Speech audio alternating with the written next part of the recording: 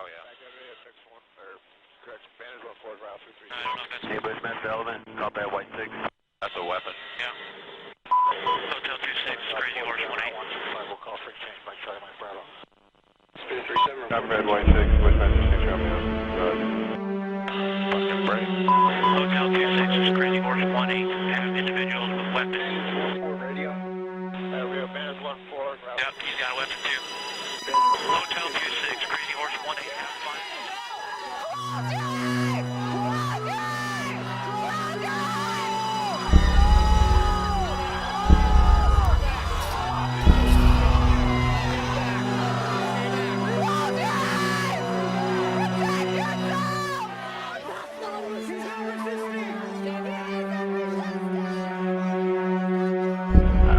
Bushman, Element, copy We got an RPG.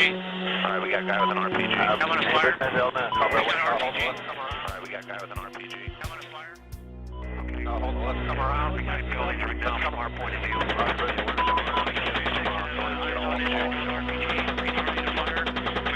we got a guy shooting. Now he's behind the building. The ambulance. He was right in front of the Brad, about there 1 o'clock. Haven't seen anything since then. Just fucking, once you get on, just open up. Yeah, Roger. I see your Element. You got about 4 Humvees right along this. You're clear. Alright, firing. Line here. With the stage line. Let me know when you have it. Light them all up. Come on, fire. Yeah, Roger. Keep shooting. Keep shooting. He's getting up. If he has a weapon in his hand. Never in human history have populations suffered the tyranny of despotic governments more than the 20th century. For every time despots take control, their first aim is to disarm their intended victims. The lesson the 20th century teaches is that governments have killed more people than all of the wars combined because the vast mass of people had previously been disarmed. Sometimes it happens overnight. Other times it takes a few decades. And the establishment will have the arms and the monopoly of arms, and so there's no check or balance on that arbitrary tyranny. And so all tyrants throughout history, including present history, must make sure that the people they have conquered do not have the physical means of resistance. And quite frankly, if the American colonists had not been well armed, they would never have had their revolution. Since colonial times, Americans have understood this, that a free nation is a function of an armed populace. And the founders reflected these realities in 4 places in the U.S. Constitution, the most famous being the Second Amendment. This amendment states, "A well-regulated militia, being necessary to the security of a free state, the right of the people to keep and bear arms shall not be infringed." When you disarm a population, you leave them open to the worst criminals of all, which are government criminals. There have been more deaths due to the genocide and democide of governments in the 20th century than all the wars put together. Unfortunately, the mainstream media, influenced by anti-constitutional interests, rarely mentions any of this, nor do they ask the obvious question, if the Second Amendment says we're supposed to be a free state, how come we're fast approaching a police state? Everything we see in the Declaration of Independence is decrying the police state and the reasons that the founders stood up against it. How could we have allowed our politicians to establish a Department of Homeland Security when all 50 states already have Departments of Homeland Security provided by the U.S. Constitution itself? The reason why we have Department of Homeland Security, even though we already have the Army, the Navy, the Air Force, and Marine Corps, and federal law enforcement, is because the powers that be fully intend to create their own version of the SS, their own version of the KGB. That is what the DHS is. People don't like to hear this, but if you look through history at the horrible regimes of Stalin, Lenin, Hitler, whoever, they were funded by the law-abiding taxpayers. The Patriot Act and other statutes have opened the door to not only a police state, but a surveillance state, complete with TSA agents at our airports, warrantless searches, wiretapping of our phones, drones in the skies, and assaults to internet-free speech. Patriot Act and other pieces of legislation has made things much worse. There was a problem, we had to deal with it, but they made it completely worse. This whole idea that all we have to do is sacrifice liberties and make government bigger, spend more money. Before 9/11, we were spending $40 billion on security. And now it's over $80 billion they spend on it, and the Department of Homeland Security is expanding and TSA is expanding, so they've done everything completely wrong. The war on terror is really a war against the liberties of the American people. These civil liberty abuses are so frequently suppressed by the media, concerned citizens can only get full spectrum news from non-U.S. outlets. Well, mainstream media are dominated in journalism. The major newspapers, the New York Times, Boston Globe, Washington Post, Baltimore Sun, Chicago Tribune even today, all three major networks, two of the three major cable companies, and I would say most of the Washington press corps. Why did MSNBC, CNN, and even Fox News hardly report the passage of the NDAA, a rogue act which permits indefinite detention of American citizens? The mainstream media in all of the Western world is dominated by people who I would describe as collectivists. They're people who believe that the state should be all-powerful, that the people should serve the state. It's quite different from the American Republic as it was originally conceived, where we believed that the state should serve the people, if the people were in charge, and that the state would be the servant. And people now believe that the state is supreme and the people should serve the state. And if that's the case, then people cannot have the physical means of resisting the state, so they must not have weapons of any kind because they have to be submissive to the state. And so therefore, the media and all of these groups support the concept of disarming the people so they cannot challenge the supreme power of the government. Why does one have to go to RTTV to be informed that the Department of Homeland Security recently purchased 450 million rounds of hollow point ammunition?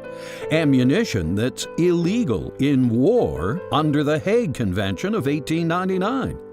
Who is this ammunition intended for? And why does the land of the free incarcerate more than any other nation on earth? We have the biggest prison population in the world because it's a privatized prison population that teams up with government to guarantee on record 90% occupancy. And the very same private prison industries in the last 50 years lobby for laws now where a guy in Florida released a few heart-shaped balloons for his girlfriend and has been charged with a felony. That's why I'm against the '68 Gun Control Act, because it's written to deny, quote, criminals guns, but they're making everybody a criminal. So they can get you into the system and then strip your Bill of Rights, your Constitution, your right as an American citizen away from you. The mainstream media fails to adequately report on all of these issues, especially the real purposes of the Second Amendment. Looking around, some would disagree that Thomas Paine's noblest, purest Constitution resulted in a nation that had the power to begin the world over again. For America today is looking more like the old world, a repressive order that colonists sought to escape 520 years ago. They were ruled by tyrants and despots and magistrates of every type. They were told what to think and how to live. Our entire legal process and the laws upon which we were founded recognize the individuality, the uniqueness of mankind as created by God. The United States is unique in all of human history because first, we were 13 colonies that broke away from the greatest empire on earth and established our separate existence as a country through force of arms, and then created the first great democratic republic in world history, which eventually became the greatest nation on earth. Let's take a closer look at the U.S. Constitution, in particular the Second Amendment, and see if we the people are applying it properly, as the Founding Fathers intended.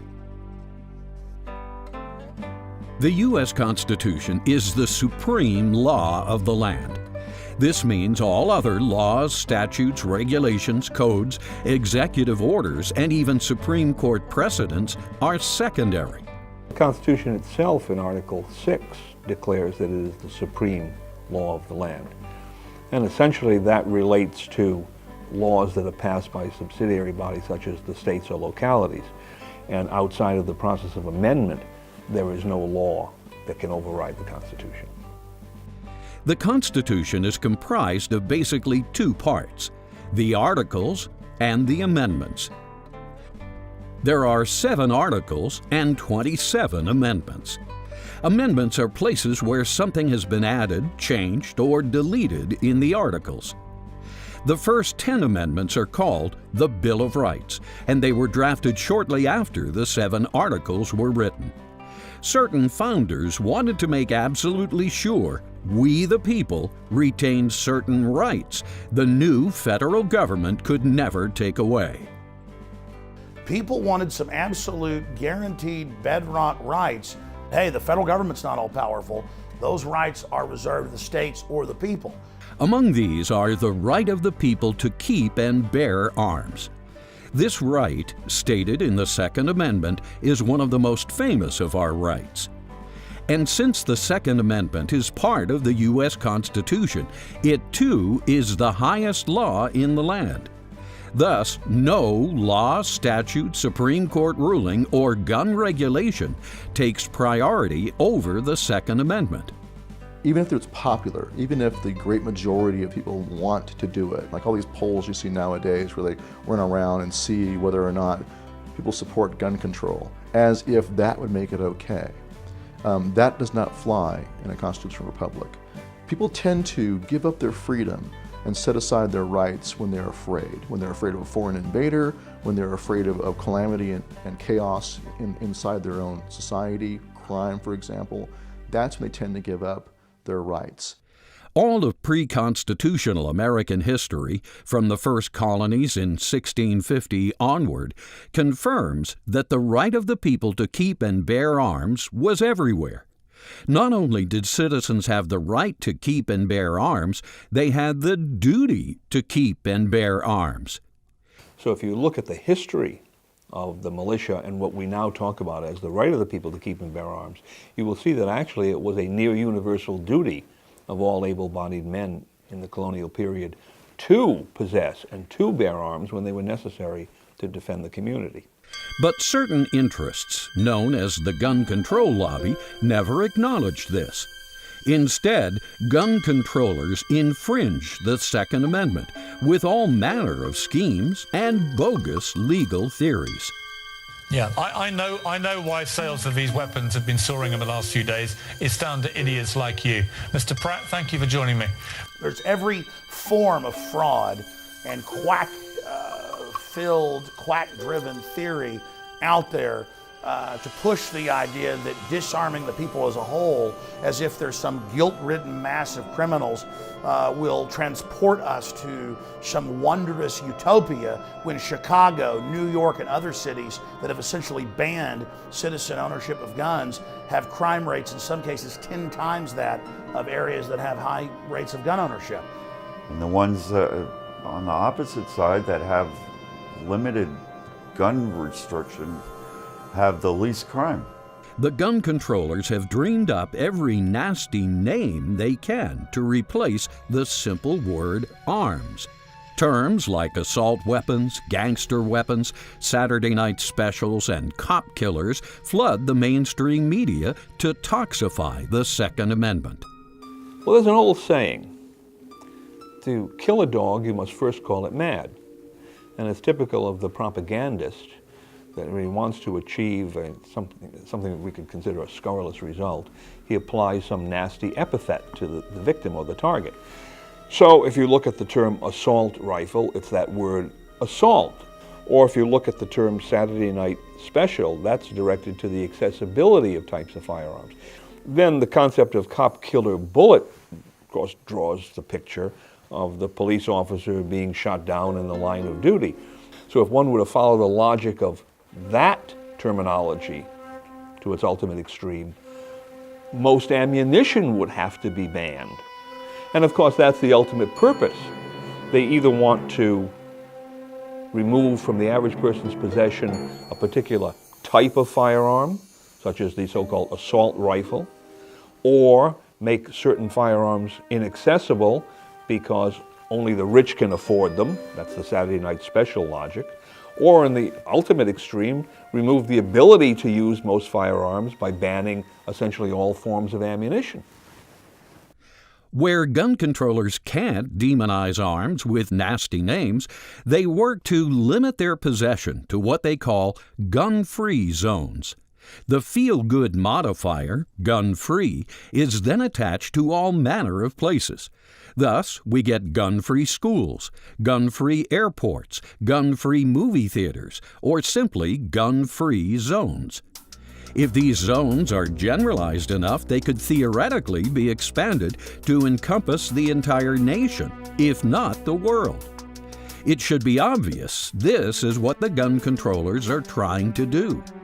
Some of the strongest proponents in Texas came from people they've lost families because nobody was there with a gun that could have stopped some madman. So no, I think it would be less. It's never going to be a perfect society, but if we have total dependency on the government to take care of us and protect us, you can expect only bad results and bureaucracy and a lot of money spent and civil liberties violated. Gun-free zone is a particularly dangerous place for one to be, because theoretically there's nobody there that's going to be able to defend you or anybody else against a criminal who cares not to obey the gun-free zone sign. In fact, there's every reason to think that the most recent mass murderer sought out the school because he knew it would be a soft target. One can only hope that even the dullest of Americans will realize that any gun-free zone is actually a self-defense prohibition zone. Thus, a place where criminals and psychopaths are able to have their way with unarmed citizens. Some people argue that being armed will increase crime, but there's no evidence for this. And actually, this whole idea of a permit for concealed carry, it's better than not being allowed to own a gun, but it really isn't a solution. Everybody should have this right to conceal it or not conceal it. Ultimately, this provides a safer society, and I think some of these rampages could be stopped in the middle of them. Pundits never mention any of this, a clue that their gun control body's real objective is the eventual elimination of the right to keep and bear, leaving we the people defenseless against whatever usurpation and tyranny will surely follow. Nazi Germany, with its resultant Holocaust, serves as a perfect example. So when you look at the egregious and copious laws that have been levied against the right of the people to keep and bear arms, the founders wanted to be sure that the federal government understood that they had no power to infringe upon the right of the people to keep and bear arms. The Constitution is every American's reason, license, and permission to keep and bear arms. But judges often take issue with this. They wantonly abridge, infringe, or sacrifice fundamental rights on the grounds of some compelling governmental interest to act for the greater good. Socrates was asked, justice is in the interest of the subjects or is justice in the interest of the state? Now, the state does have a lawful constitutional mandate to protect itself. So this is where the the paradox occurs. People have a right to overthrow government, but government also has the constitutional responsibility to repel insurrection. But as Justice Hugo Black argued in Konigsberg v. State Bar of California, a government's most compelling interest is to protect its citizens in the enjoyment of life, liberty, and property. In fact, the only reason a citizen owes his allegiance is in exchange for such protection. We forget this often, of course, but under our form of government and our theory of government, not only the primary but the only legitimate function of government is the exercise of force to protect yours and my inherent inalienable rights. But priorities are now so twisted. If Congress enacted a law which required we the people to surrender our arms to the bat fee for immediate destruction, gun control nuts would think to do so demonstrated allegiance. Well, there are a number of actions that an individual could take if the government were to demand surrender of firearms. The first, of course, would be to bring some kind of judicial challenge, go into court and seek to have a declaratory judgment, injunction, or whatever entered. The second would be to pass specific statutes that preclude that action from taking place, that public officials cannot attempt to confiscate guns because the members of the militia would be required to possess those firearms. And of course, the third possibility is that people would simply not comply. And if large enough numbers of people refused to comply and it was made manifest, that would probably deter that type of legislation. Self-defense is the only recourse citizens have from common criminals when the police are not around.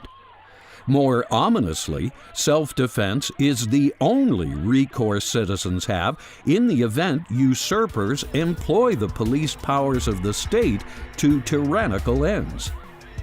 Given this, any government that intentionally makes self-defense complicated or impossible puts an end to the citizens' reciprocal obligation of allegiance. For such government is little more than a criminal conspiracy of rogue politicians operating under the guise of constitutional authority. Dianne Feinstein on 60 Minutes and other programs has said on record, our goal is that Mr. and Mrs. America turn in their firearms. Mr. and Mrs. America, turn them all in. I would have done it. And now they want their registration program, they want home inspections, they want you to get $1 million of liability insurance to own a gun. They want to make owning a firearm basically the equivalent of being a registered sex offender. And if they move for wider gun control, wider gun confiscation, we have to simply refuse to comply. The American people must say no. The very existence of any law intended to further a criminal conspiracy is thus itself a perfect legal reason for disobeying its commands. Any law, so-called law, contrary to the Constitution, is no law at all.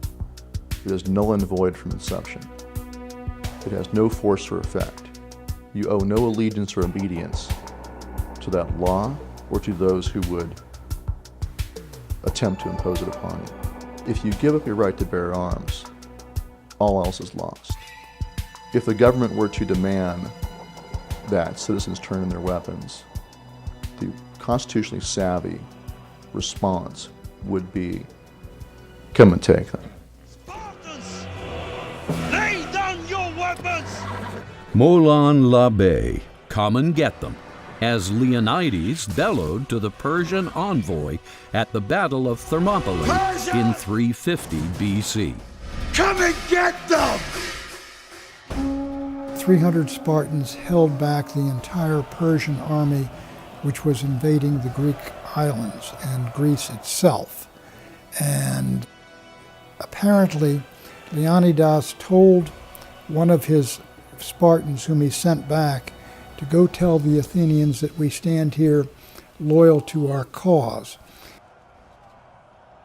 And it is one of the great stories of human defiance and one of the most important stories in Western history because Greece was itself the incubator of Western democracy, and had it been overrun by the Persians and occupied for a long period of time, Many, many things that happened to the West might never have happened.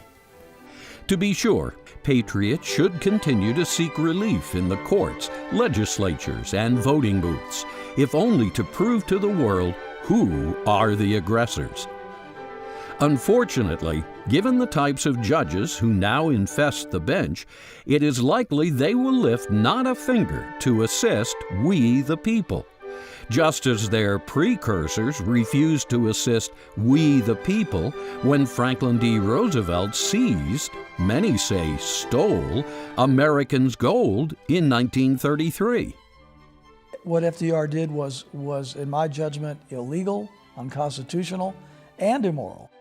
We are in the condition that we're in today economically because of that decision that was made many years ago to refute sound money principles. When Franklin Delano Roosevelt confiscated gold through the government, he took away the property of the citizens. Instead of defending the property, he stole the property. So it's axiomatic that that act alone was a direct violation of the purpose of the American Constitution. Thus, the great question facing this generation is whether it's enough to just rely on the last part of the Second Amendment and ignore the first, which states a well-regulated militia being necessary to the security of a free state. So the right of the people to keep and bear arms clause of the Second Amendment really takes us back to the purpose, which is a free state to be secured through a militia. The right of the people to keep and bear arms, therefore, is what is necessary to maintain that kind of militia structure. The founders were concerned that government, particularly the new federal government in Washington, be able to be kept in check by state militias, by the militia of the people. Would the founders write something into the Constitution that had no meaning, purpose, or effect? The Supreme Court asked this same question in Marbury v. Madison and concluded that it cannot be presumed that any clause in the Constitution is intended to be without effect. In fact, the Supreme Court asked and answered this question in 5 additional cases. For example, in Williams v. United States, the High Court found, in expounding the Constitution of the United States, every word must have its due force and appropriate meaning, for it is evident from the whole instrument that no word was unnecessarily used or needlessly added. The law is what it says, and it's meant to be taken at its word. And one can never presume that there's some provision in a law that was meant or ought to be disregarded. Now, people sometimes say, well, there are provisions in the Constitution that are somehow out of date today. Third Amendment, about the quartering of troops in private homes. But who's to say that that type of abuse would not arise today, and some public officials would try to quarter troops in private homes? When I argued the case that if you want to go to war in committee, Foreign Affairs Committee, if you want to go to war, you have to have a declaration of war, and made them vote on that. Of course, they wouldn't do. They said that part of the Constitution is anachronistic. So it's that attitude that has to be addressed. What about the monetary issue? They don't follow the rules on the monetary issue. So you could rewrite and deal with the imperfections and try to improve it, but it's the attitude of the people and the attitude of our representatives about the respect for the rule of law that has gone badly.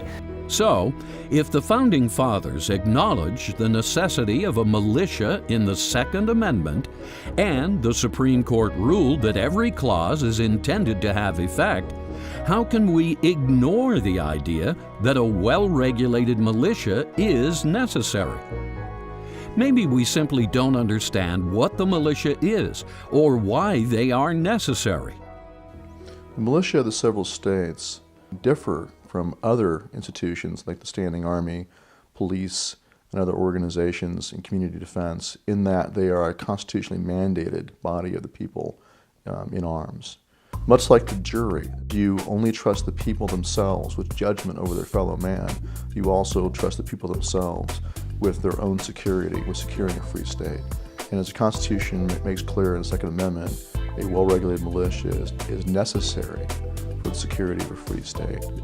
Perhaps the best way to describe the militia is to begin with an explanation of what it is not.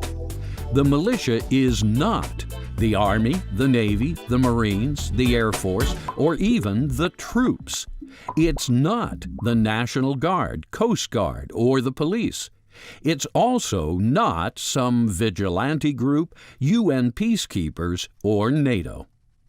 A militia is a citizen-based state institution of self-defense, similar in spirit to volunteer firefighters. The Army of the United States exists by sufferance of Congress. The Navy of the United States, if we have a Navy in the United States, exists by the sufferance of Congress. The militia of the several states are not such. Their very existence is not even dependent on the Constitution of the United States, let alone the sufferance of Congress. So they have an independence and a locality. They are the original instruments of the exercise of the sovereign sword of the people of the United States. Philosophically, the militia could be said to have originated 2,000 years ago with Mark 12:31 in the New Testament. Love thy neighbor as thyself. With this comes the idea of self-defense and the obligation to protect loved ones as well as citizens of the community. In both Testaments, the Bible is replete with examples of good, godly men and women who resisted evil, wicked government, sometimes by force. The verse is often used where Simon Peter, in trying to defend Jesus in the Garden of Gethsemane, the Lord told Peter to put up his sword. He did not tell him to give up his sword. The Bible is absolutely replete with the principle of self-defense as being given to us by our Creator God. As Christians, we are not violence-prone, but whenever those who are wicked and evil assert their power against us and attempt to take away the fundamental rights that our Creator God has given us, then they have crossed the line, and we have every right under God to defend ourselves, our families, our community, our liberty, etc.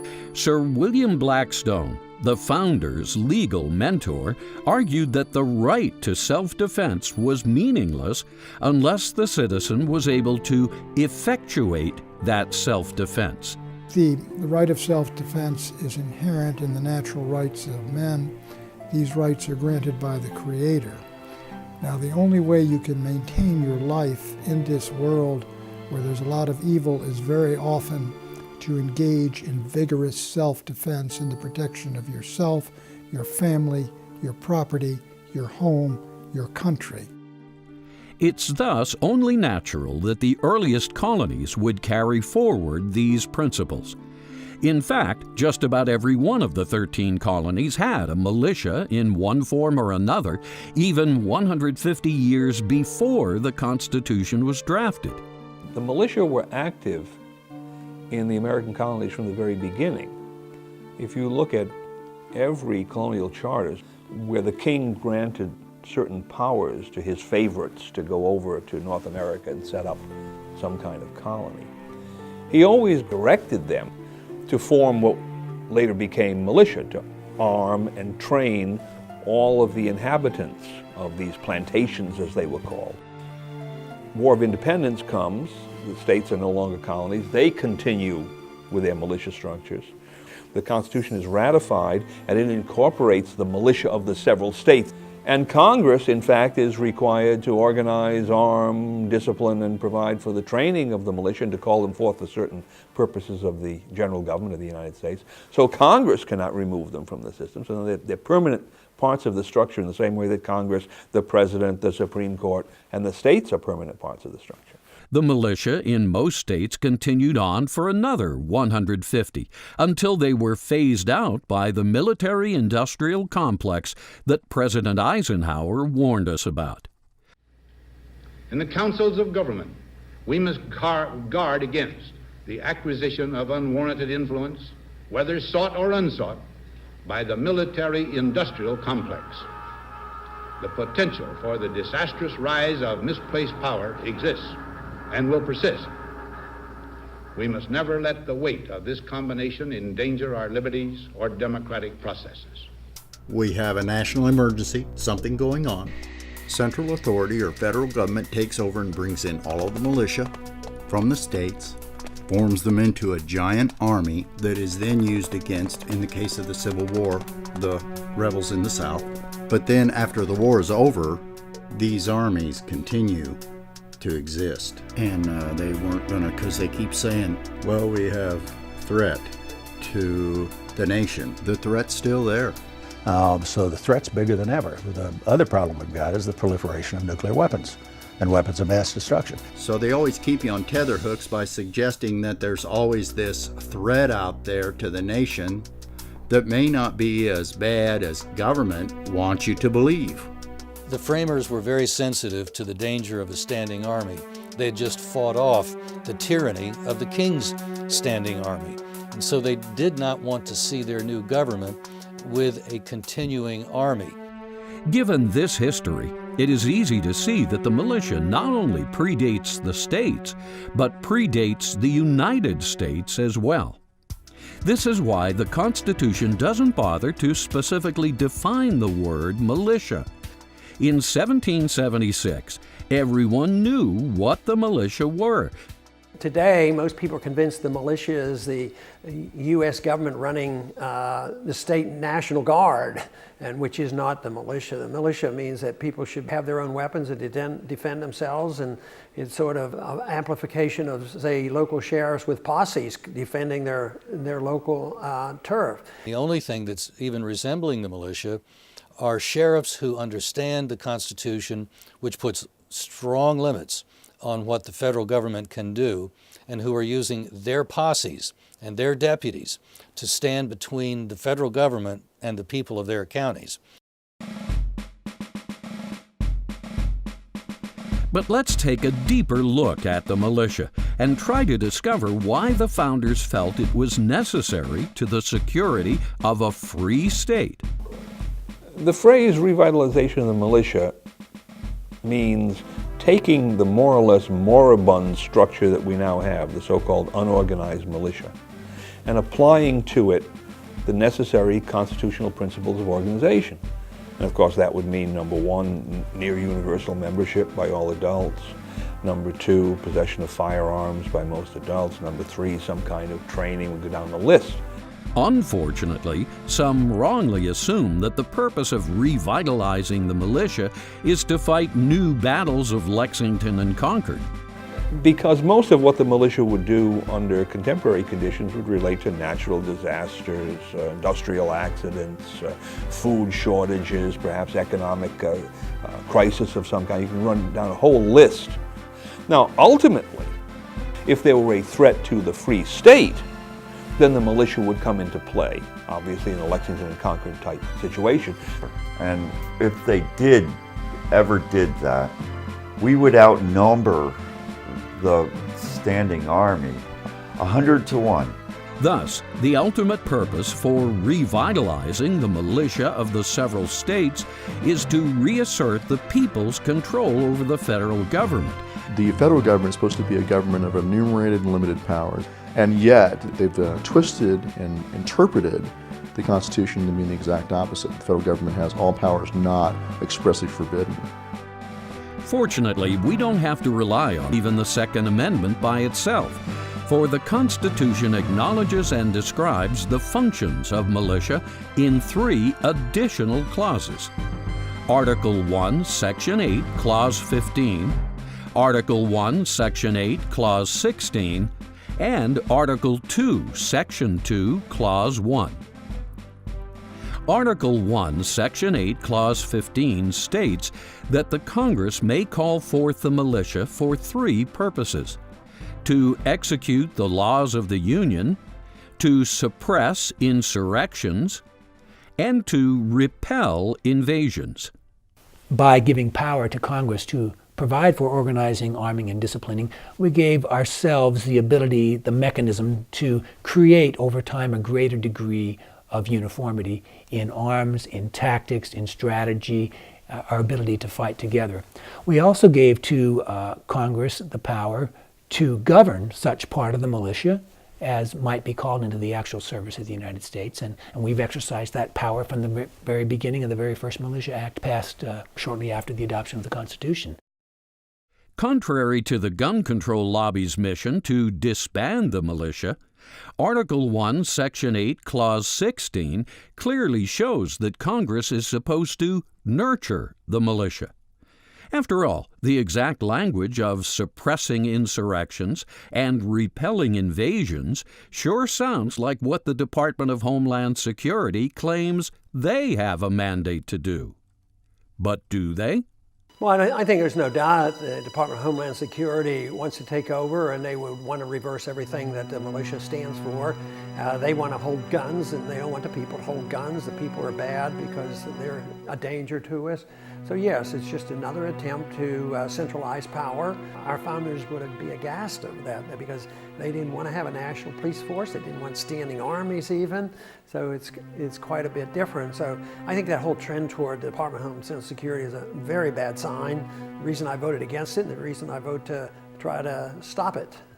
Even though far more people die from car crashes, heart attacks, lightning strikes, and even peanut butter allergies than terrorism, the Department of Homeland Security is attempting to usurp power from the states, rationalized by the so-called War on Terror. 9/11, in my judgment, was not a false flag operation. It was an attack upon this country by Al-Qaeda and utilizing 19 fanatics who drove those planes into those buildings. And I don't believe that another country did that or had any hand in that whatsoever. Whether 9/11 was a staged false flag or not, it really doesn't matter because they've used it to demonize the Bill of Rights, the Constitution, returning veterans, gun owners, conservatives in the fetters. But if you look at 9/11, the official story is a fraud. Clearly there were criminal elements in the government allowing it to happen, knowing that they could radically re-engineer our society into the oppressive state it's becoming. It should be obvious that these usurpers are just using this as an excuse to amass power by promoting fear to a mainstream, media propagandized public. The war on terror is an abstraction. What is terror? Well, it's that which makes people afraid or fearful. But since people have different fear levels, any American is a potential terrorist if they do anything that causes the establishment to become uncomfortable. The U.S. Constitution makes clear that the militia are supposed to guarantee security, not some department patched together by usurpers in Washington, D.C., operating on a global domination plan for what they deceptively call a new American century. In the name of the war on terror, the federal government is passing all kinds of egregious edicts, such as the Patriot Act, Military Commissioners Act, NDAA, and et cetera, which trample the fundamental freedoms of the American people, take away our constitutional liberties, such as the Fourth Amendment. So who is really being terrorized here?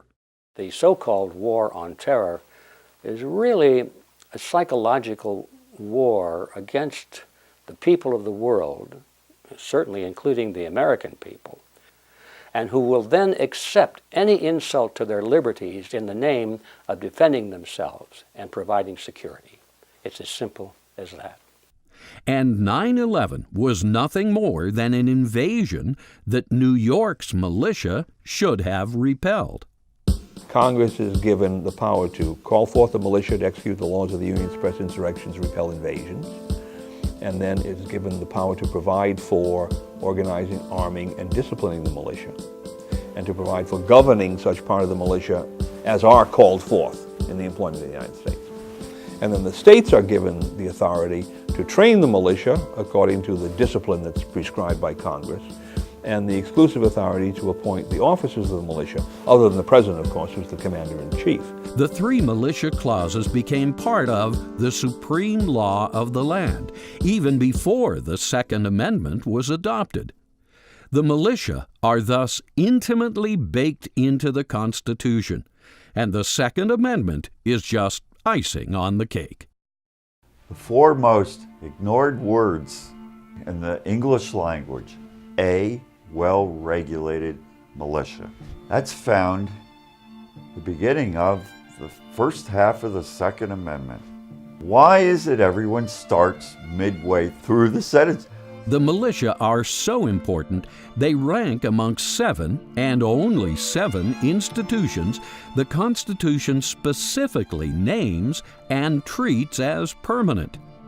These institutions, in order of importance, are we the people, the militia, the states, the United States, the Congress, the President, the Supreme Court.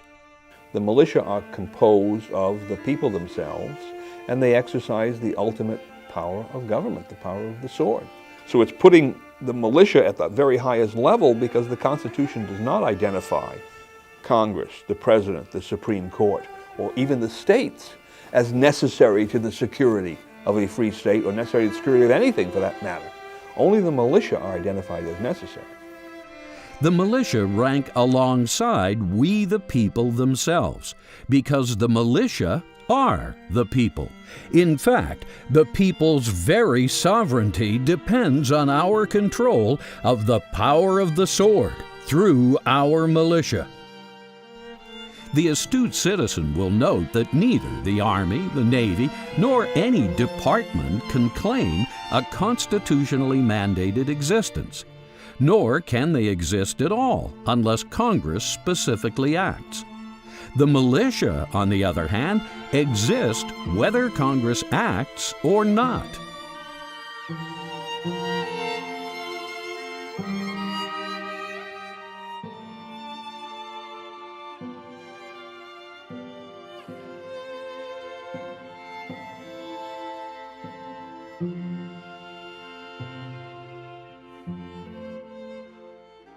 Who wants to be governed? Nobody. But we all want to be protected, don't we? And the purpose of the American Constitution, if you read it very carefully, and the Bill of Rights in particular, is not to govern the people, but to protect. The Constitution does not recognize a militia of the United States. And it's because of this unconstitutional act that Congress passed, Title 10, the militia of the United States. There's no such thing as the militia. It's unconstitutional right on its face.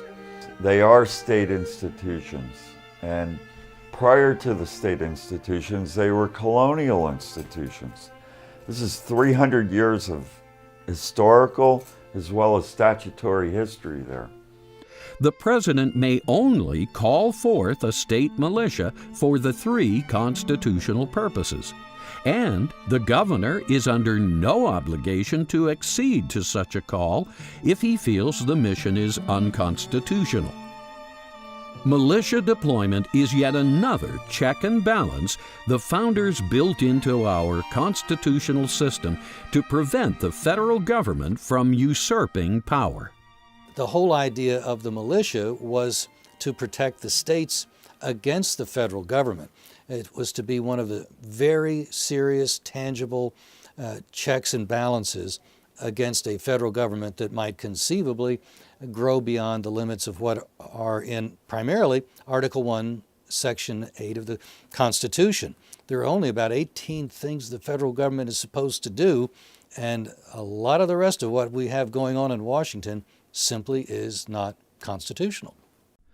Because the Constitution guarantees the permanent existence of the militia as integral elements of the balance of power, the President, the Congress, the Supreme Court, nor any state can disarm them. For disarmed militia are no militia at all. Thus, if Congress, influenced by some gun control lobby, neglects to provide appropriate arming of the militia, as stipulated in Article 1, Section 8, Clause 16, the states must arm their militia anyway and take legal action to thwart any unconstitutional legislation passed under the influence of the gun controllers. It's pretty obvious, I think, by now that the so-called gun control lobby that seeks to disarm Americans really, if you look at who they are, almost all of them have some kind of a direct or indirect financial or political tie to the government itself. And since we know that governments, especially powerful, tyrannical governments, do not want citizens to be armed, and they're all for gun control, it's not difficult to understand why the people who are either in government or who are dependent upon government or close to government in some way should be in the vanguard calling for gun control. They do not want people to be armed to resist a tyrannical government because they are part of that tyrannical government. Thomas Jefferson said that the one thing that was essential to the maintenance of liberty was that people never lose what he called the spirit of resistance.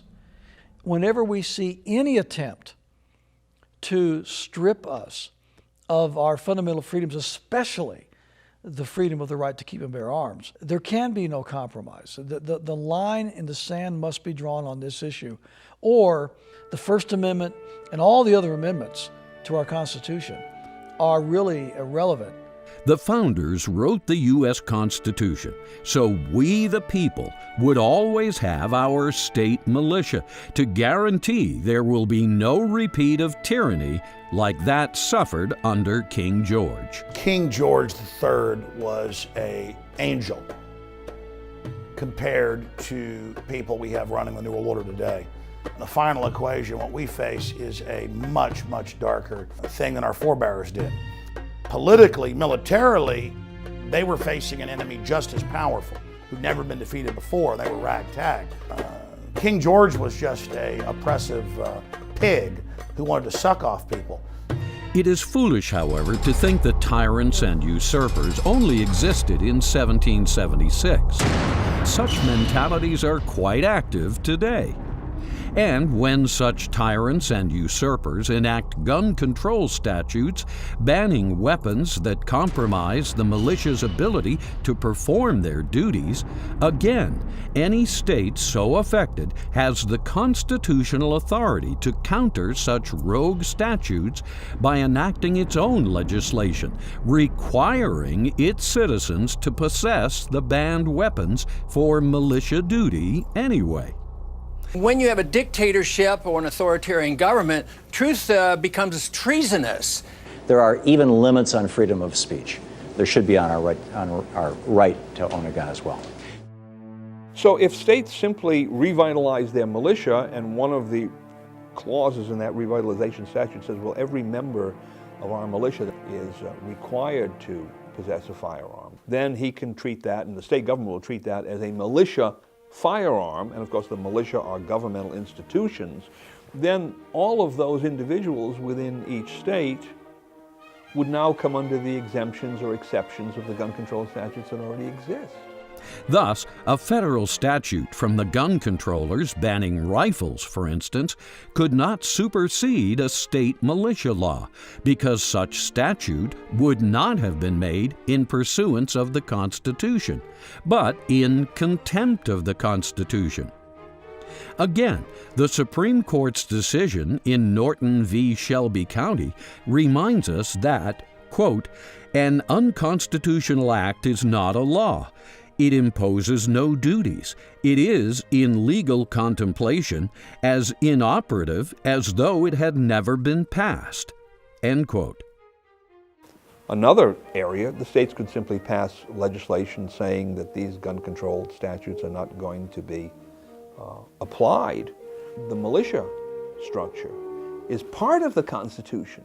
So there's no way that Congress can pass a statute that somehow makes an inroad on the militia, disarms the militia, for instance, because the Constitution itself prevents it. So the Supremacy Clause doesn't even come into play there. The states can be standing on their constitutional authority to maintain the militia of the several states in an armed manner. Even if a gun control law were valid in the benighted District of Columbia, it would not be valid in the states because maintenance of the militia is one of the primary attributes of state sovereignty, which the Constitution explicitly recognizes. Congress cannot pass any legislation that abridges any attribute of state sovereignty. Henry David Thoreau is one of the guys in history who he's still famous, even though he said some things that are still pretty darn radical. And he recognized that having respect for politician commands, which they call laws, isn't really worth anything. It doesn't do humanity any good. In fact, it does the opposite, because it will lead people to do things that otherwise they would recognize as evil because, well, it's the law. We have to follow the law. Even if it doesn't match our own morals and our own virtues, we have to follow it because it's the law. Thus, all general gun control legislation emanating from the federal government is subject to being disregarded and rendered ineffective by the states on the basis of the militia clauses in the Constitution alone, with no reference to the Second Amendment even necessary. It's only the people who stand up against it who see the brute force inherent in all government. The people who went along with slavery when it was legal, they didn't get in trouble. The people who saw that as evil and say, we're not going to put up with that. I don't care if you call it law. We're not going to put up with that. They're the ones who saw the violent inherent in the system. Bear in mind, in drafting the Constitution, the Founding Fathers made no attempt to disband the militia, not even to clear ground for some new military establishment under the rubric of militia. The militia was an important part of the concept of the new republic. It was their idea that the power, the military power, the power of the sword should retain with the states. After all, the American Union, United States of America, was a union of 13 governments, 13 states. And it was the concept to keep the military power in the hands of those 13 states.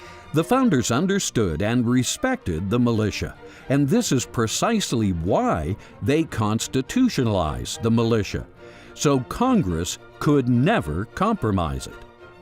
Thus, when Congress is charged with the responsibility to provide for organizing the militia, this power should be contrasted with its power to raise armies and provide and maintain a navy.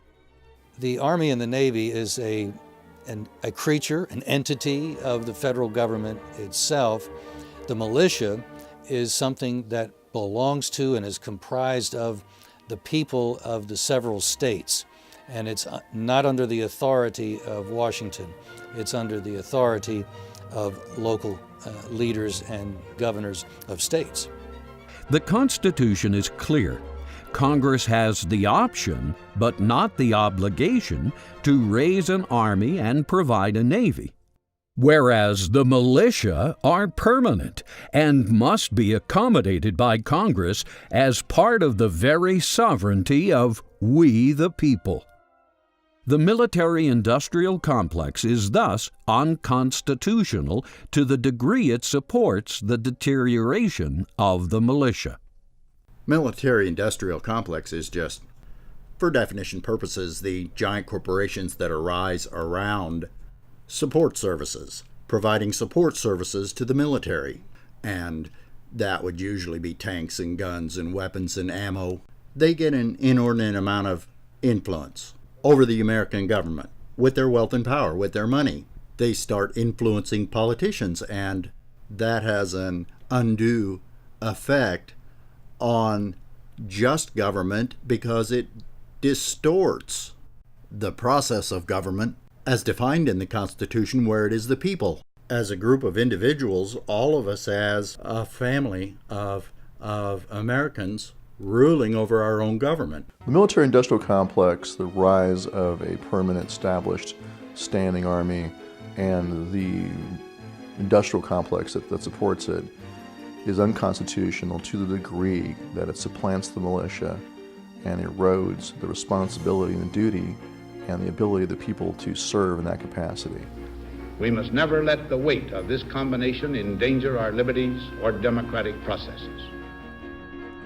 Of the three requirements for the militia, organization, arms, and discipline, arms are the most important, for even a rabble can eventually organize and develop discipline if at least armed.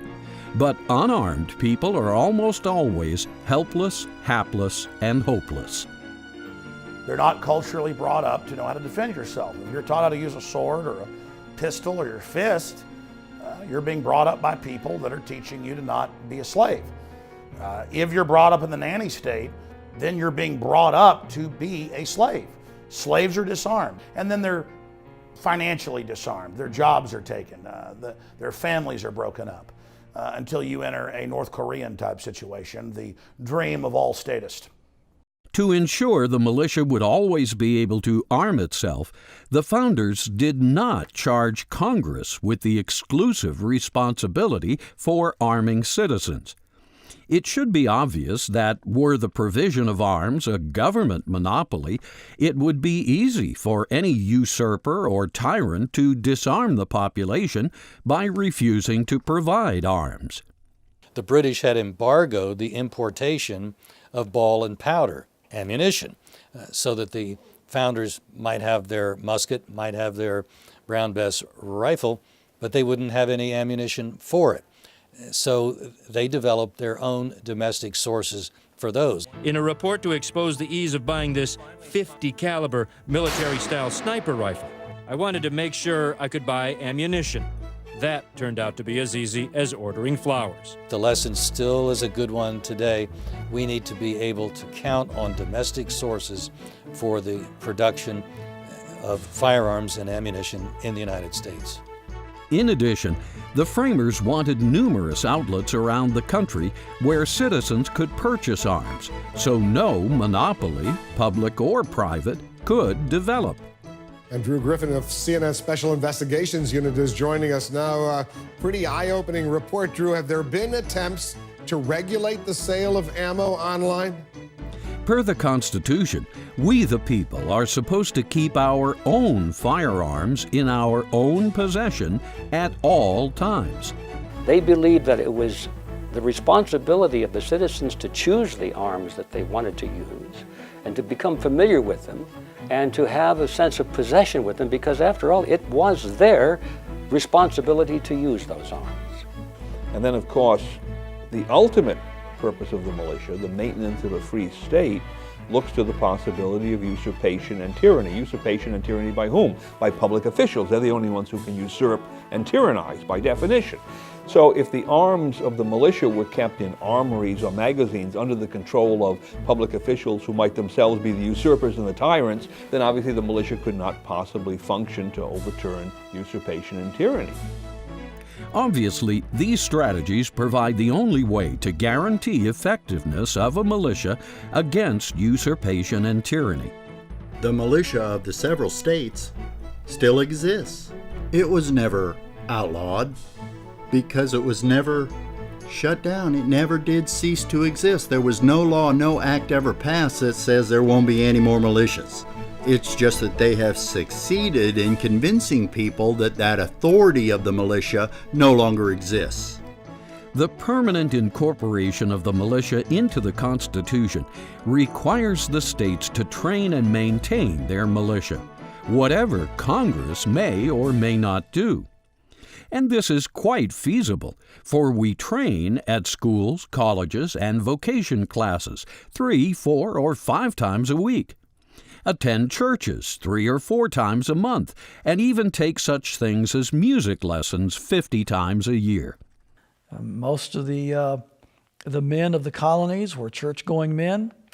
They would have their church services in the morning, and then they would go out into the lawn, into the places nearby, and then they would drill as militia in the afternoon.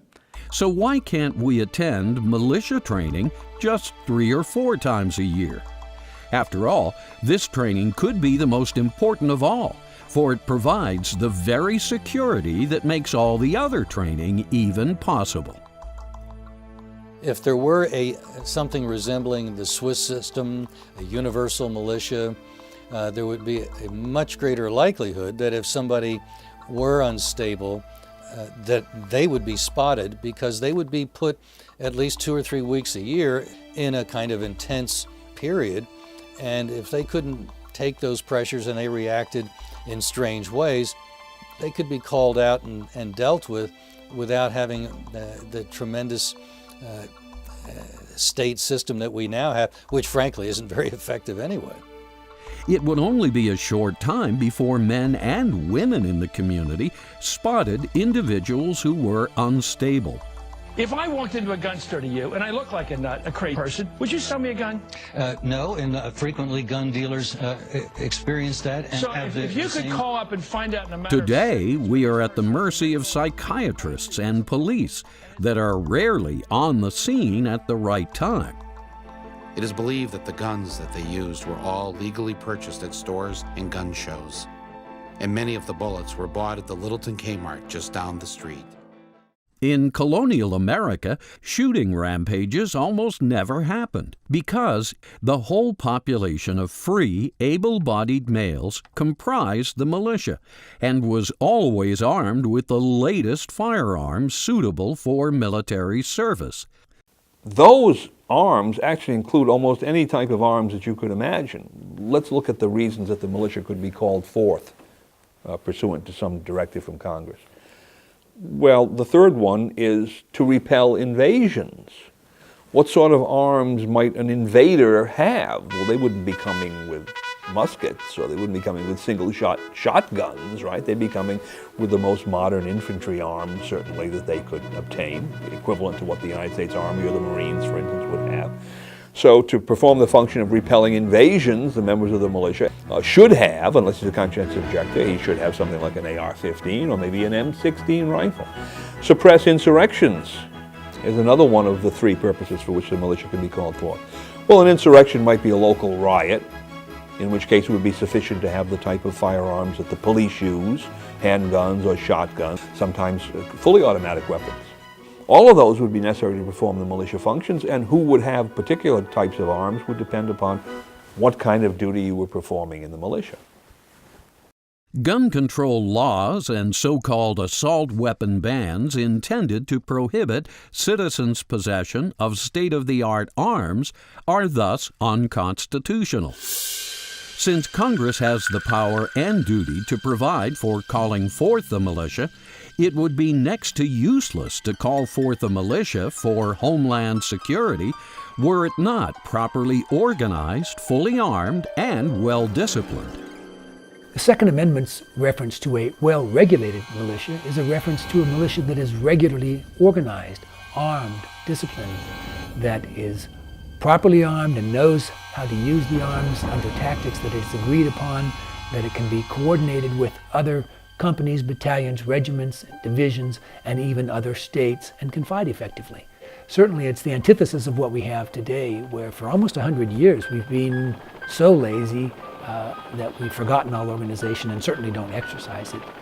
But again, this is the undisclosed strategy behind the gun controllers' plans of usurpation. Atrophy the militia so we the people can't be effective in providing our own homeland security necessary for a free state.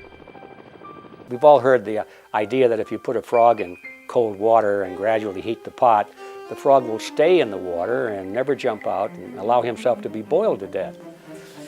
Whereas if you drop him into a pan of really hot water, he'll jump out immediately. And I think it's true when you relate this to human nature, that people do get used to incremental increases of tyranny. They get used to greater and greater inconveniences and insults from government until finally they'll just accept the total package. Yes, the gun controllers know exactly what they are doing, and the mainstream media, being part of the gun controllers' arsenal, never allows guests on shows to discuss the real purposes of the Second Amendment. Their long-term mission is to slowly boil the frog, slowly disarm we the people, so that, without noticing, we fall into their hands like ripened fruit, as the cultural Marxist Antonio Gramsci wrote. Antonio Gramsci was an Italian communist who went to the Soviet Union and observed it under Lenin and Stalin and declared that Lenin and Stalin may have full power here and rule here, but they have not won the hearts of the people. The people detest communism. They love Russia. They love their Orthodox religion. And Gramsci went back to Italy, where he was imprisoned by Mussolini, and he wrote that in order to really take over a country and take over the world, communism basically had to remove from the interior of people Christianity, their Christian beliefs, their love of country, all of these things that made people behave as they did, and replace them with a much more totally secularist and Marxist ideology. So, what exactly is the gun control lobby? In a word, it's what's known as the globalists. A globalist propaganda corps here to disarm the American people so that they can have a re-education, hot purge, red terror style takeover of our country. Because they know that if you have a tyrannical government and you're forcing people to do things that they don't want to do, supposedly in the name of society, people aren't going to go along with it and they will rebel. And so it's important to make sure that if they rebel, all they've got is clubs and sticks, while they, the military of the governments of the world, have got all the powerful weapons. These are your gun controllers, and they vehemently oppose the Second Amendment, especially the militia. This is why you never, ever hear the word militia uttered on their corporate or government-sponsored networks, except in a disparaging way. You're an unbelievably stupid man, aren't you? You would rather have people be victims of a crime than be able to defend themselves. It's incomprehensible. The mainstream media is fundamentally on the side of supporting any and all gun control measures, no matter how basically extreme. And they basically push this unified front that you're bad because you believe in the Second Amendment that this country was founded on. 1776 happened because the Redcoats came for the ball and powder. They came for the guns. Texas got founded because Santa Anna tried to disarm Texans who'd become Mexican citizens. So the truth is, the people demonizing the Second Amendment are the real enemies of the Republic.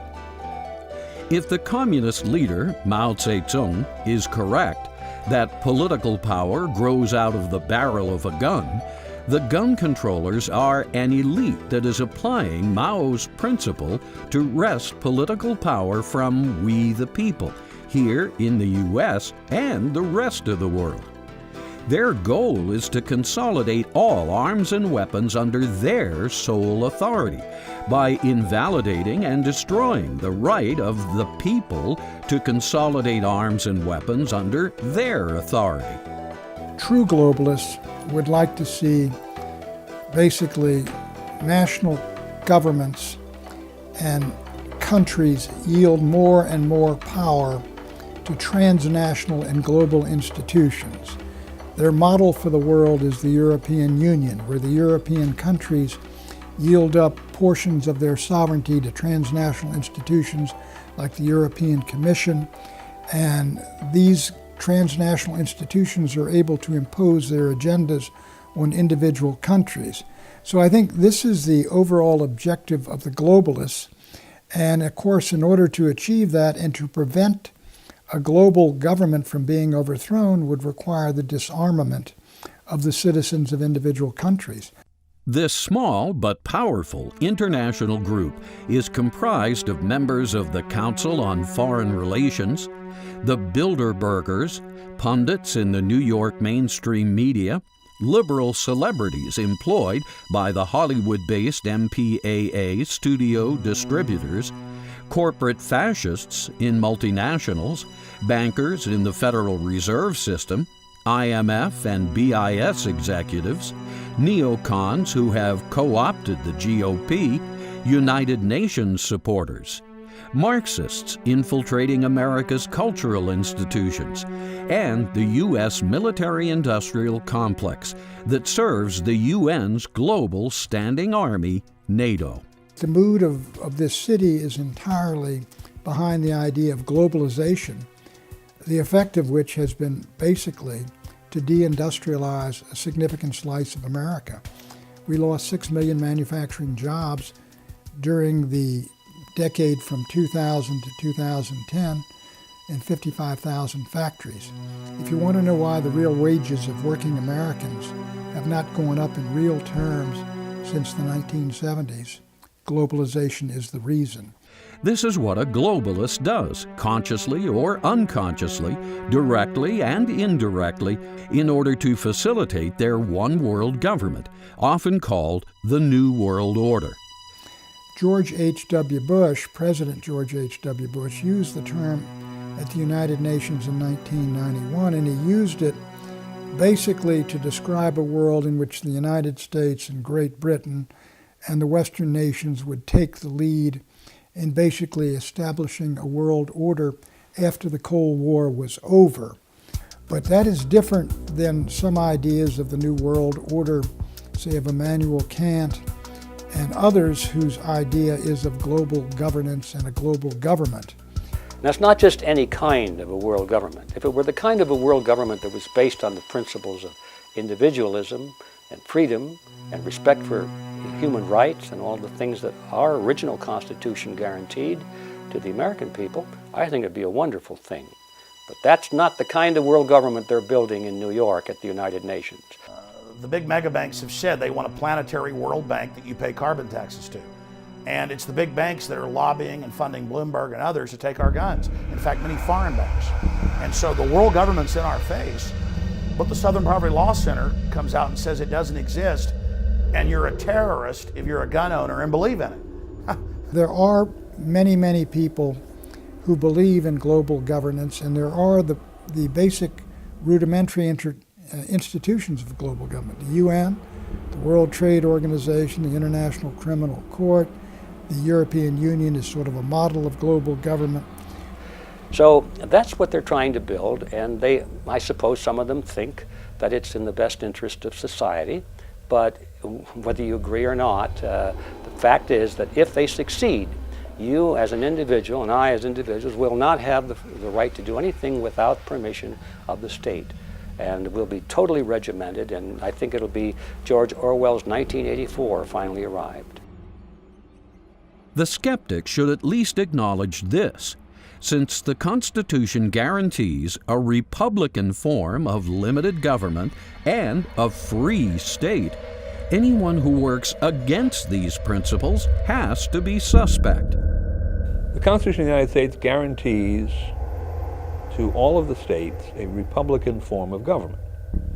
And inasmuch as the United States is made up solely of the states, and all of the states must have a republican form of government, it follows that the United States as a collective is a republican form of government.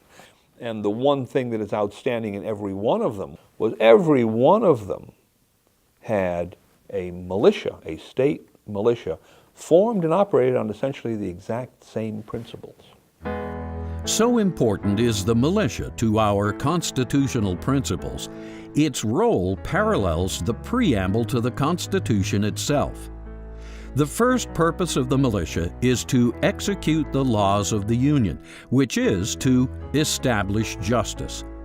The second purpose of the militia is to suppress insurrections, which is to ensure domestic tranquility.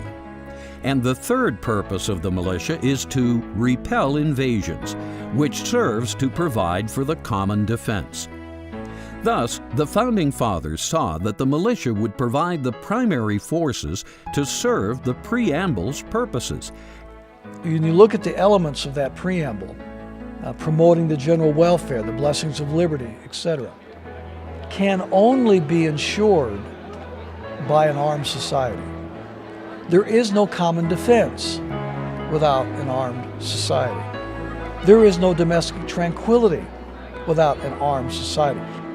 It always comes down to the right of the people to keep and bear arms.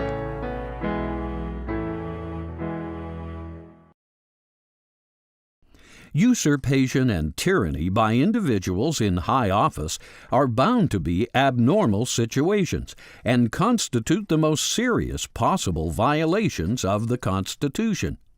Now, it does raise a question, what do you do, though, when Congress is full of oath breakers and the presidency is dominated by an oath breaker and the courts are oath breakers? Then what do you do? Who then executes and enforces the Constitution? I don't think Congress is going to call forth the militia or the president to enforce the Constitution against himself. But in the final recourse, in defense of our rights, in defense of using the tool of nullification, I think it would be the purpose of the militia would also that they could support and defend the Constitution even against Congress or the President. The Congress or the President oversteps their bounds. The Constitution delegates to Congress the power to provide for calling forth the militia for three purposes, one of which is to execute the laws of the Union. The Constitution is one of the laws of the Union. According to its own explicit terms, it is the supreme law of the Union. Therefore, under appropriate circumstances, the militia could be called forth to execute the Constitution. Because the militia may be called forth to execute the laws of the Union, and because the Constitution is the supreme law of the Union, the militia may be called forth to execute the Constitution itself. If Congress or the President were to call forth the militia for an unconstitutional reason, to enforce an unconstitutional law, the governor of the state has no duty to send his men. That's the great safety valve of having the militia be the body that is there to execute the Union. A standing army, a professional warrior class that's under the perpetual command of the Commander-in-Chief, the President, is much more likely to go along. The Constitution must fully empower the state militia to suppress such rogue individuals, and, in the extreme, even justify the militia calling themselves forth, as they did at Lexington and Concord in 1775. The militia must always be in a position, when faced with usurpers or tyrants or other kinds of rogue public officials, to assert a superior authority, because if their authority is not superior, if the usurpers, tyrants, and rogues can claim superior authority, then they will be successful in their usurpation, tyranny, or other illegal activity. And the militia will not, in fact, be capable of executing the laws of the Union, which is their constitutional responsibility. They will not be capable of maintaining the security of a free state. The Constitution is a document to restrain the government. And if you don't obey the Constitution, then you don't restrain government, you expand government. If you look at what's happened in the last 100 years, I mean, whether it's foreign policy, attack on civil liberties, or economic policy, it's government intervention, constantly growing, and Republicans or Democrats. It's always more instead of less, and I think basically that it's because they don't follow their oath of office. You know, we tell our kids, obey the rules, then they find out, well, the government doesn't obey the rules, and then they get confused, so they like to hear, at least some people do believe that we ought to obey the rules and take the oath of office seriously. It is important to realize that true homeland security, the purposes for which the Constitution says the militia may be called forth, does not mean the security of mere individuals who happen to temporarily hold public office. And it does not mean the security of the wealthy, well-connected, or unscrupulous special interest groups that feather their nests at the expense of common citizens, while rigging elections, prostituting public office, looting the national treasury, and dispatching America's youth to undeclared wars. All public officials in the United States are required to take an oath or make an affirmation to support the Constitution. So if an individual is usurping authority, he's attempting to exercise a power that is outside of the area in which he can constitutionally operate, and therefore he's violating his oath or affirmation. And similarly for tyranny, because the Constitution doesn't provide any powers that allow people to exercise tyranny over anyone. But the real usurper is one who understands that what he's doing is not within his authority, and of course the real tyrant is trying to overthrow the entire legal system. Homeland security means the security of a republican form of government and a free state. A free state composed of we the people, administered for the benefit of we the people, and guaranteed by we the people with their own arms in their own hands.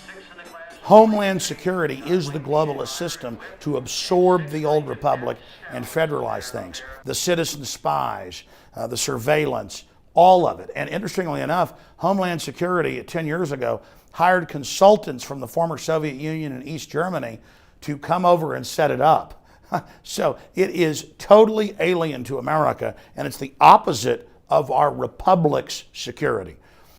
So, to be constitutionally legitimate, any program of homeland security must be fashioned around the militia of the several states, not the armed forces or national intelligence agencies, and especially not some cabinet-level department in Washington, D.C., constructed like the Ministry of Interior of an East European Stalinist regime of the 1950s.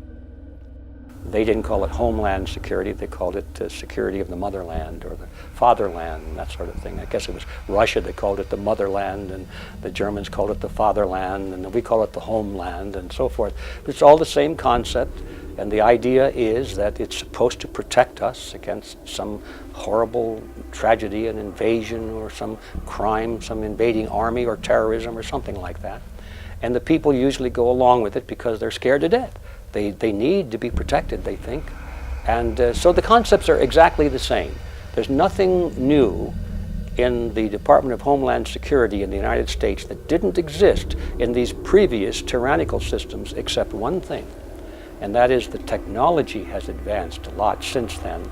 And the Homeland Security can now do much, much more in the way of controlling people than any of those other regimes could dream of doing.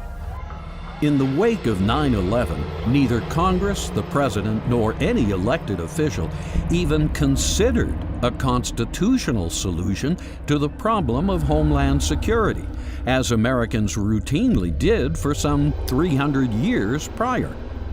It's as if the power elite in Washington, D.C.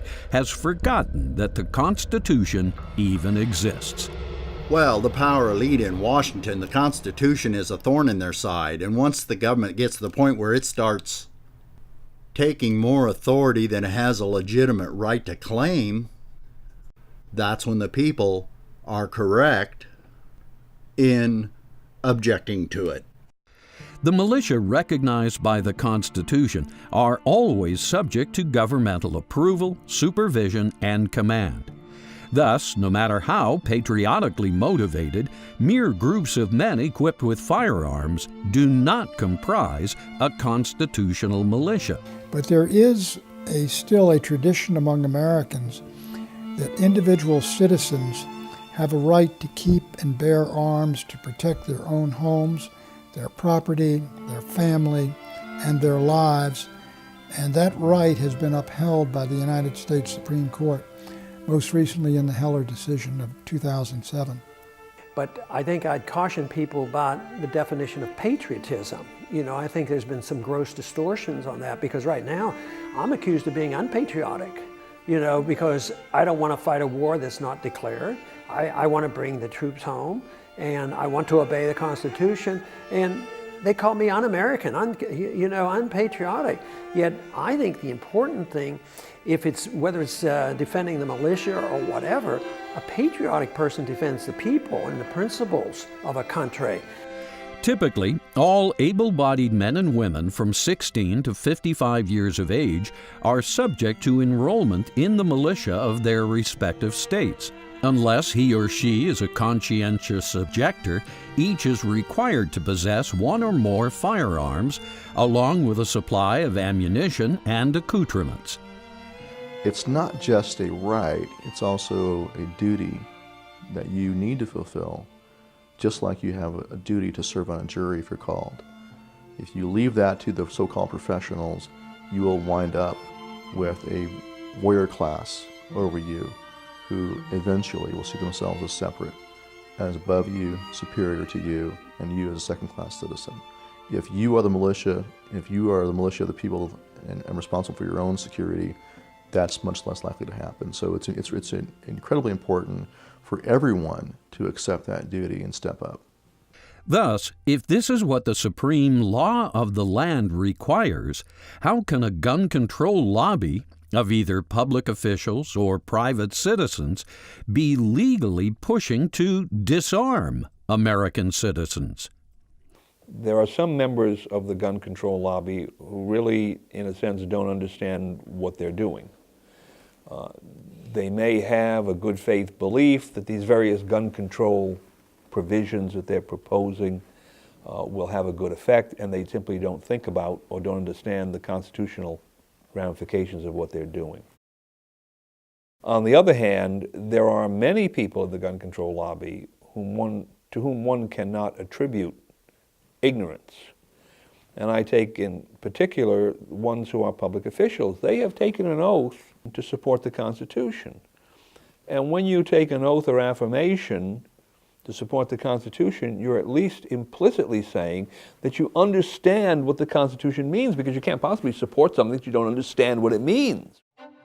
Given what the Second Amendment stands for, and given the clear contradictions in the goals of the gun control lobby, how is the promotion of contemporary gun control laws not a subversive, even criminal activity? You're a hatchet man of the New World Order. Okay. You're a hatchet man. You're not going to pull on America's heartstrings. They know your script, okay? You're not going to get our guns. I've pointed out that Piers Morgan and all these other globalist agents are engaged in criminal acts. That's why I've said deporting. They are here engaged in subterfuge, trying to overthrow our established republic and our law. And you have free speech as a citizen, but you do not have free speech when you try to overthrow the Bill of Rights and the Constitution and the Declaration of Independence. Well, their purpose ultimately here is to take arms out of the hands of the people. And ultimately this will destroy the security of a free state, because unarmed people through the militia are the security of a free state. And what happens if you don't have a free state? Well, you have some other kind of state. The absolute nature of the right of the people to keep and bear arms is precisely what one would expect from the Second Amendment's precept that a well-regulated militia is necessary to the security of a free state. Therefore, a free state is one in which everyone possesses his own firearms, knows why he is armed, opposes every attempt to disarm him, and, with his arms and training, fulfills his duties to provide security in just proportion with everyone else.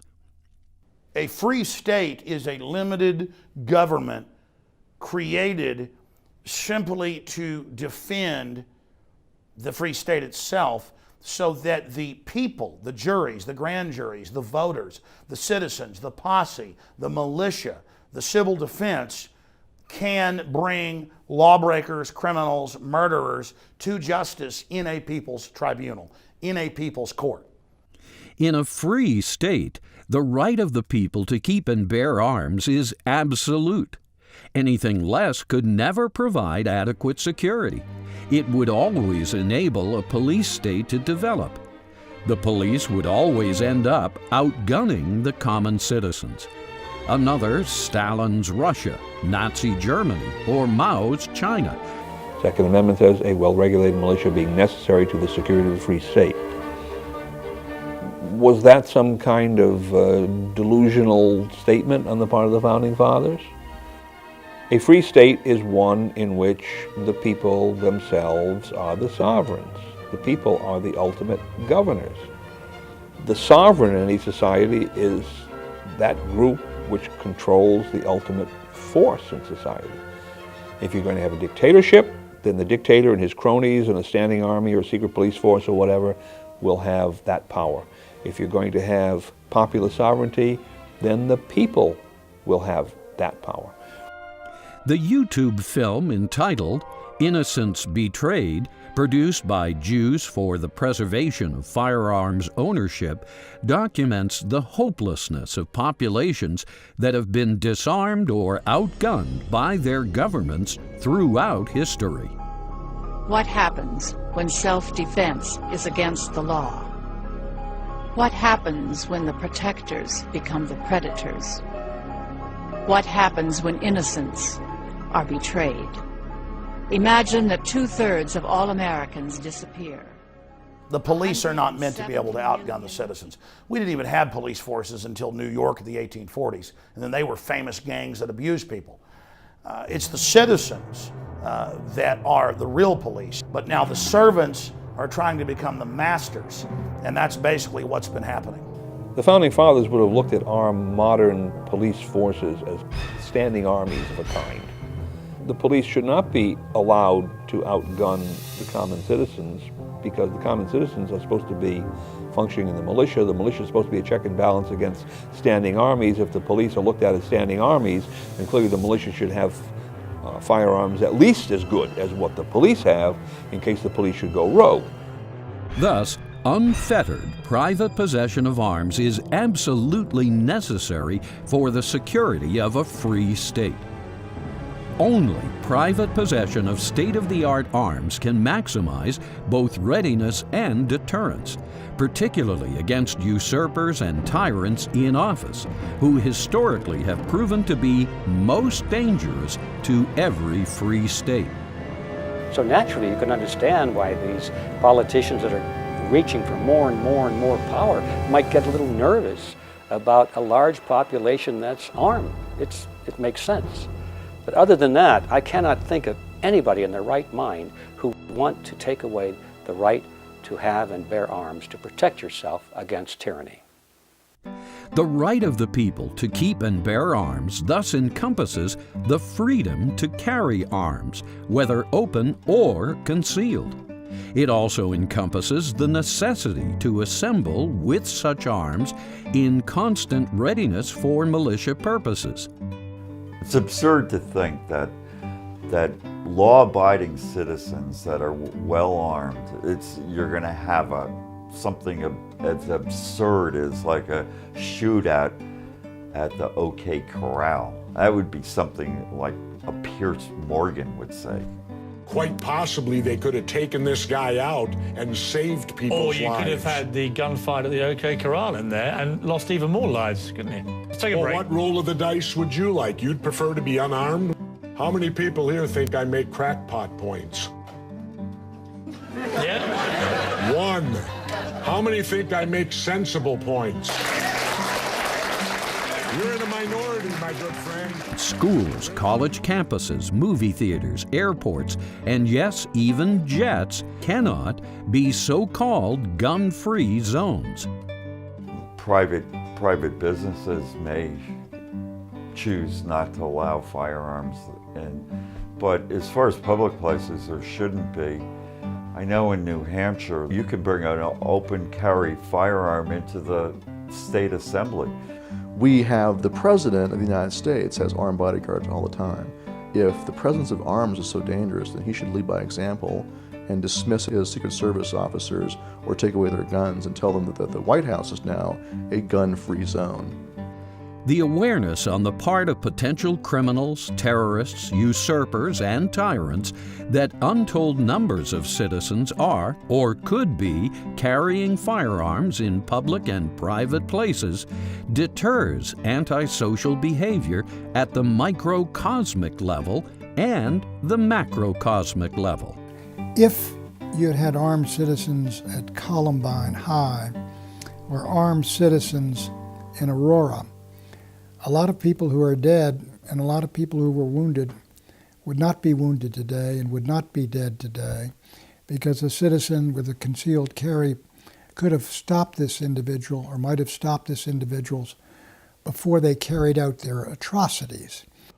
Under the Constitution and Bill of Rights, you can have a gun anywhere you want. So they start curtailing it in one place, then they curtail it and then ban it everywhere else. So the only place you can curtail firearms is on private property. But then if you operate a mall or something as a commons and then advertise it as a gun-free zone, you only invite the killers. Had the gun control lobby in Colorado not disarmed their citizens in gun-free zones, the twin massacres at Columbine High School and the midnight movie screening of Batman would have been unlikely. Had the gun control lobby in Nazi Germany not disarmed its citizens, the Holocaust would also have been unlikely. Free states is the backbone of not just the Second Amendment, but all of the other fundamental tenets of freedom. The states and the recognition of the power and authority that states have is the greatest hindrance and obstacle to the accruing of power in one central government. A well-regulated militia is necessary to the security of a free state. In its absence, such a state cannot survive. And this is exactly what the gun control lobby wants: the termination of the free state. Every tyrant or would-be tyrant loves to accrue power to one central government. To this end, they are active and strategically located not only among the intelligentsia, major media, and educational establishment, but most ominously in the law profession culture. But the propagandistic and political power these people wield is not overwhelming. The gun control lobby would have nothing if they didn't have the media and a bunch of politicians. The Second Amendment is bullshit.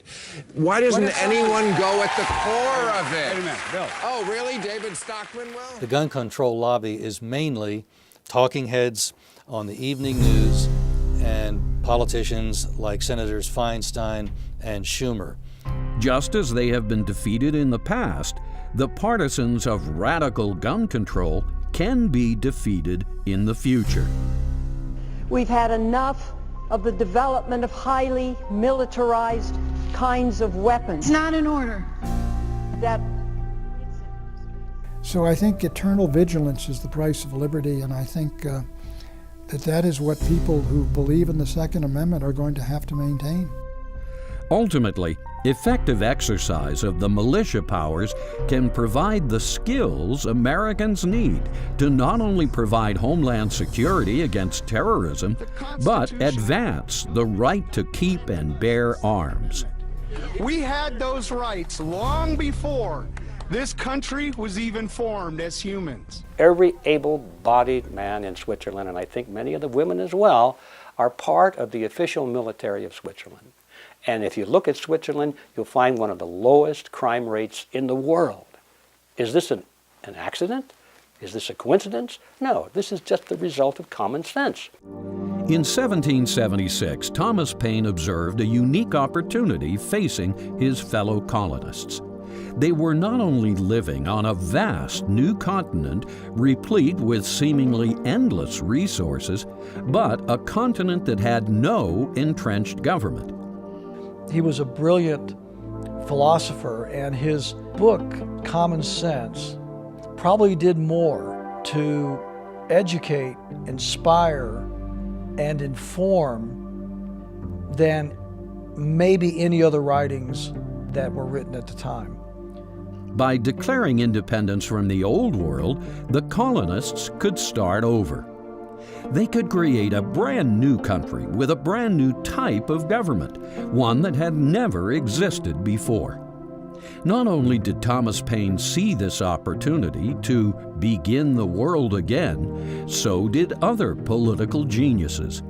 And these sages converged on 18th century Philadelphia to draft what became the two most important political documents ever written: the Declaration of Independence and the United States Constitution.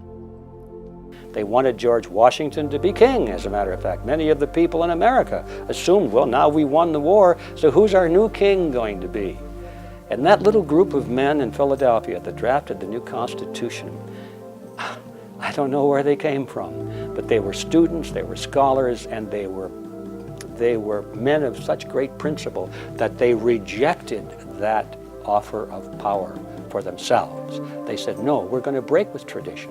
We're not going to take over power over the people. We're going to build a new system where the people are in charge. They are the sovereign ones. That had never been done before. The Constitution was the blueprint for a real new world order, not the cheap imitation globalists and their gun controllers are trying to foist upon populations today. The New World Order, of course, that they have in mind is a globalist government where national boundaries are diminished for the betterment of the global traders. But in order to achieve that, you have to have international law. You have to have a police arm in order to create this global economy that you salivate over. That's the New World Order that they see. And the desire for global trade, again, that the British Empire had instituted. And many, many countries had fallen victim to that international law that the Crown was implementing globally. The United States was the first major breakaway of a major colony from a great monarchical imperial power in Europe, which then dominated the world. And the breakaway was not only successful in establishing American independence and freedom, but the Americans created a republic, a new kind of government, which served as a model for peoples all over the world and was a tremendous success and became the strongest, most powerful, most successful, and richest country on earth. They always say, oh, you want that old Constitution. The Constitution is the most revolutionary idea ever. What the globalists are going back to is 3,000, 4,000, 5,000-year-old Egyptian or Babylonian or even Middle Age domination from 1,000 years ago. They're the old world order. Tyrants and combines and victim disarmament and enslaved peasants is the old world. The Republic in America is the real New World Order. The founders' New World Order was based on 4,000 years of experience with previous governments. What did these governments do right? What did they do wrong? All of this thought was hammered into the U.S. Constitution. The history of the Constitution's peculiar taking notice of and peculiar clauses governing the perpetuation of the militia of the several states into our larger compound constitutional order was the history of a couple hundred years experience of self-government on this continent. Tried and true methods that were perfected in all the statutes and the constitutions or charters of the several colonies and then the constitutions of the several states, and the experience of trying to use on a large scale that element of our defense during the War of Independence, and the frustrations and trial and error there were all crystallized into the clauses of our current Constitution. 236 years later, this noble Constitution has guided 13 sparsely populated colonies to a free nation of over 300 million, what Thomas Paine would surely characterize as the noblest, purest nation on the face of the earth. The idea that people could govern themselves was relatively new. In the 1600s, late 1600s, early 1700s, this was really coming out of the ideas of John Locke, Rousseau. But the debate goes back to the Republic, the debate between Plato and Aristotle. Wherein does justice lie then, Socrates? Some say it lies in the interest of the state, and some say it's in the interest of the subjects. As a self-governing republic, we the people have inherited something unique, if we can keep it. And the "if we could keep it" is a reference to whether or not we understand what it means to have a limited government, a constitutional republic. A republic being a government that has to operate under laws that can't be changed by even a majority vote, can only be changed by supermajorities going through a very lengthy and difficult process. As long as we keep the government to living within those means, we will have kept our freedom. Sure, this nation has problems, but nothing that can't be solved by a proper application of the Constitution. All of it. You know, a lot of people think I might be pessimistic because we have so many problems up here and they're so overwhelming and they're not making any progress. The truth is I'm pretty optimistic. I'm optimistic for a couple reasons. One is I visit the campuses and I know a lot of people have come out age 14 up to 30, and they seem to be very, very interested in this message of liberty, and they realize that we're at a turning point. Things are changing. But one of the things that I think is very important is the educational system. And that is the reason I have such a soft spot in my heart for homeschooling. I believe homeschooling can overcome, even though it's a small percentage of people now, I think it's going to continue to grow. And I think people that have homeschooling are much more likely to reach the right conclusions than if you depend on a government school that's going to preach pro-government stuff. The government-approved spectrum of ideas is always about, well, how much should they take of what you earn? How much should they control you? You know, should we have a 3% tax increase or a 2% tax decrease? And that is pitched as if that is the entire spectrum of possible ideas you can have. And if some wacko comes along and says, how about if we each spend our own money? The concept is so foreign to most people because they never heard that in school, that they don't know how to process it. And all this time, they thought they were open-minded. They thought they were being exposed to all these different views, when basically they just got a few flavors of tyranny. The most hopeful sign that we will be able to keep it is the probability that 80 million gun owners in America understand the principles behind the Second Amendment. Obvious to them is the concept that gun ownership is not only about self-defense, hunting, and target shooting. It's about keeping our freedoms and way of life. It's a nice environment. It's a nice place. The gun owners of America have what I would call a subconscious understanding of the real purpose of the Second Amendment. For a long time, they focused on what would really be called shooting sports, hunting or target shooting. More recently, the emphasis has been on personal protection. If you limit the American public's access to semi-automatic technology, you limit their ability to survive. If someone's invading your house, I mean, you shouldn't say you should only have 5 or 6 shots. You ought to have what you need to protect yourself, a woman should, not what some politician thinks is reasonable. But there's a recognition now coming to the fore that you cannot defend a community against tyranny through an individual right to keep and bear arms. And the individual hiding in his cellar with his own handgun or rifle is not going to be an effective deterrent, let alone be able effectively to resist. You need community organization, community self-defense, and of course the word for that in the Constitution, or words for that in the Constitution, a well-regulated militia. This subject, known as the power of the sword, is not complex. Even if MOLON LABE is your first exposure, there is no reason you cannot quickly master the key points and pass them on. There's an inexorable drive on the part of people to have government assert greater and greater power over individuals and their decision-making, over the economy, and over politics. And the only guarantee of a free people is eternal vigilance and a willingness to resist and oppose what's going on. Self-government is not a spectator sport.